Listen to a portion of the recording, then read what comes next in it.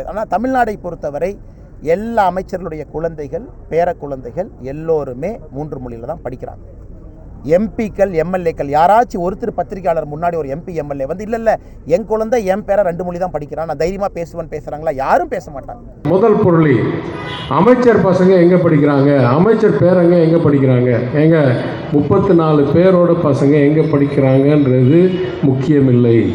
8 கோடி மக்களுக்கு என்ன கல்வி திட்டம் என்றதுதான் முக்கியம். ஏதோ ஒரு கட்சி தலைவர் இன்னைக்கு ஏதோ ஒரு பேட்டியில் சொல்லியிருக்கார். சரி, பிடிஆர் பையன் இதெல்லாம் படிக்கிறாரு. பிடிஆருடைய பையன் அமெரிக்கன் பையன் இருக்காரு. நான் பிடிஆருக்கு அண்ணன் பிடிஆர் அவருடைய பையன் எங்கே படிக்கிறாரு? கொஞ்சம் சொல்லணுமே அண்ணே.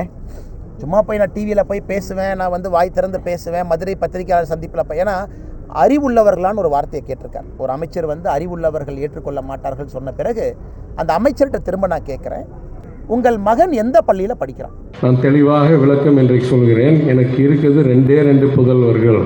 என் 2 பசங்களும் எல்கேஜிலேருந்து ஸ்கூல் முடிக்கிற வரைக்கும் இரட்டை மொழி கொள்கையில் தான் படித்தார்கள். என் பசங்க படித்த மாதிரி இன்டர்நேஷ்னல் போர்டிலெல்லாம் 2 மொழி கொள்கை தான். அதுலேயும் அது ஐபி போர்டாக இருக்கட்டும், ஏபி போர்டாக இருக்கட்டும், இல்லை ஐஜிசிஎஸ்சி என்ற கேம்பிரிட்ஜ் போர்டாக இருக்கட்டும், இதில் எல்லாத்திலும் 2 மொழி தான்.